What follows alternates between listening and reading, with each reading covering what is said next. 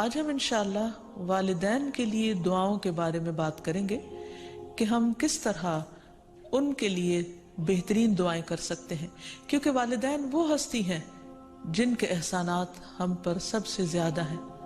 ان کے احسانات کا بدلہ ہم چکا نہیں سکتے، لیکن ہاں ایک صورت ہے کہ ہم ان کے لیے زیادہ سے زیادہ دعائیں کریں، خصوصاً اس وقت جب وہ دنیا سے جا چکے ہوں اور ہم ان کے لیے کسی قسم کی کوئی جسمانی خدمت یا مالی خدمت یا کسی اور طریقے سے کوئی مدد ان کی نہ کر سکتے ہوں۔ اور جب بھی ہم دعا مانگیں تو اس سے پہلے اللہ تعالیٰ کی حمد و ثنا ضرور بیان کریں۔ ایک حدیث میں آتا ہے، عبداللہ بن مسعود رضی اللہ عنہ کہتے ہیں کہ میں نماز پڑھ رہا تھا اور نبی صلی اللہ علیہ وسلم، ابو بکر اور عمر ایک ساتھ تھے۔ جب میں بیٹھا تو اللہ تعالیٰ کی حمد و ثنا بیان کی، پھر نبی صلی اللہ علیہ وسلم پر درود بھیجا، پھر اپنے لیے دعا کی تو نبی صلی اللہ علیہ وسلم نے فرمایا، مانگو عطا کیا جائے گا، مانگو عطا کیا جائے گا۔ تو اس سے پتہ یہ چلتا ہے کہ دعا سے پہلے اللہ تعالیٰ کی حمد و ثنا بیان کرنا ضروری ہے۔ اللہ تعالیٰ کی حمد و ثنا کے بے پناہ کلمات ہیں، لیکن آج ہم ان کلمات میں سے ایک کلمہ جو اللہ تعالیٰ کو بے حد محبوب ہے وہ آپ کو بتاتے ہیں، جو نماز کے آغاز میں بھی پڑھا جاتا ہے، اور نماز کے علاوہ بھی اگر اللہ تعالیٰ کی حمد و ثنا کرنا ہو تو اس دعا کو پڑھ سکتے ہیں۔ سبحانک اللہم و بحمدک و تبارک اسمک و تعالی جدک و لا الہ غیرک۔ اے اللہ تو پاک ہے اپنی تعریف کے ساتھ، تیرا نام بڑا ہی برکت والا ہے، تیری بزرگی بلند و برتر ہے، تیرے علاوہ کوئی بھی الہ نہیں ہے۔ تو بہرحال والدین کے لیے دعا کرنے سے پہلے اللہ سبحانہ و تعالیٰ کی حمد و ثنا بیان کیجئے، پھر نبی صلی اللہ علیہ وسلم پر درود بھیجئے اور پھر اپنے ماں باپ کے لیے دعائیں کیجئے، کیونکہ یہ اللہ تعالیٰ کا حکم بھی ہے، وَقُلْ رَبِّ ارْحَمْهُمَا كَمَا رَبَّيَانِي صَغِيرًا، اور آپ کہہ دیجئے اے میرے رب ان دونوں پر رحم کیجئے، یعنی والد پر بھی اور والدہ پر بھی، جیسے انہوں نے مجھے چھوٹا سا پالا تھا، بچپن میں پالا تھا، جب میں نہ خود کھا سکتا تھا، نہ پی سکتا تھا، اور نہ خود اپنے آپ کو صاف کر سکتا تھا، تو انہوں نے دن رات بغیر کسی وقفے کے میری خدمت کی۔ تو اے رب اب جب کہ وہ بڑے ہو گئے ہیں، وہ تیری رحمت کے محتاج ہیں، تو ان پر رحمت فرما اور ان کی مشکلات آسان فرما۔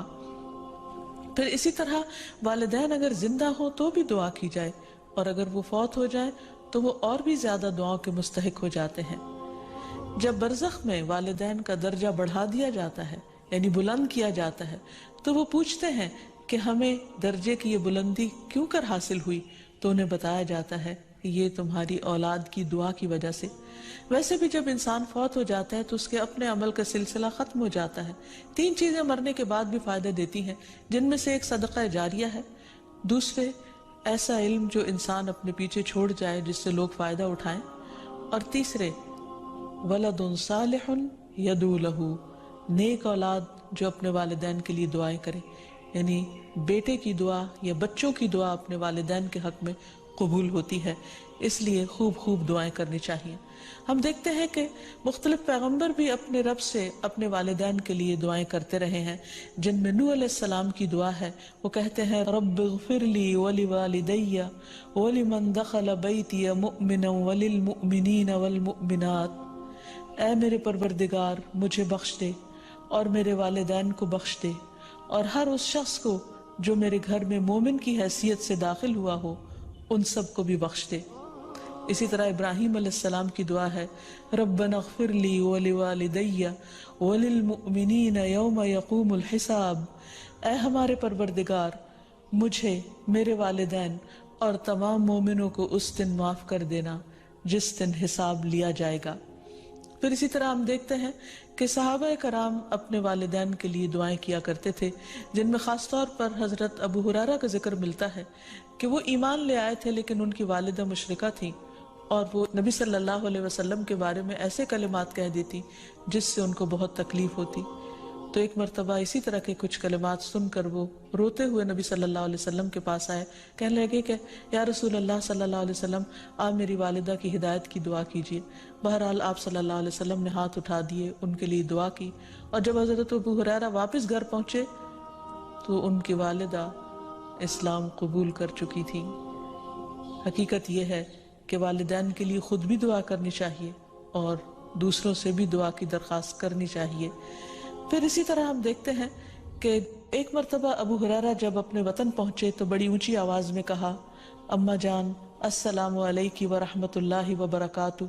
انہوں نے جواب دیا، وعلیک السلام ورحمۃ اللہ وبرکاتہ۔ پھر ابو ہریرہ کہنے لگے، اللہ تعالیٰ آپ پر رحم فرمائے جیسا کہ آپ نے بچپن میں میری پرورش فرمائی۔ ان کی والدہ نے جواب دیا، اے میرے بیٹے، تمہیں بھی اللہ تعالیٰ بہترین جزا دے اور تم سے راضی ہو جیسا کہ تم نے میرے ساتھ بڑھاپے میں نیک سلوک کیا۔ حقیقت یہ ہے کہ ہم پر انسانوں میں سے سب سے بڑا احسان ہمارے والدین کا ہے۔ اللہ سبحانہ و تعالیٰ نے اپنے حق کے بعد سب سے بڑا حق ہمیں والدین ہی کا بتایا ہے۔ اللہ تعالیٰ نے بنی اسرائیل سے پکا عہد لیا تھا۔ قرآن مجید میں آتا ہے، وَإِذْ أَخَذْنَا مِيثَاقَ بَنِي إِسْرَائِيلَ لَا تَعْبُدُونَ إِلَّا اللَّهَ وَبِالْوَالِدَيْنِ إِحْسَانًا۔ اور وہ وقت یاد کرو جب ہم نے بنی اسرائیل سے یہ پختہ عہد لیا کہ تم لوگ اللہ کے سوا کسی کی عبادت نہ کرو گے اور والدین کے ساتھ احسان کرو گے۔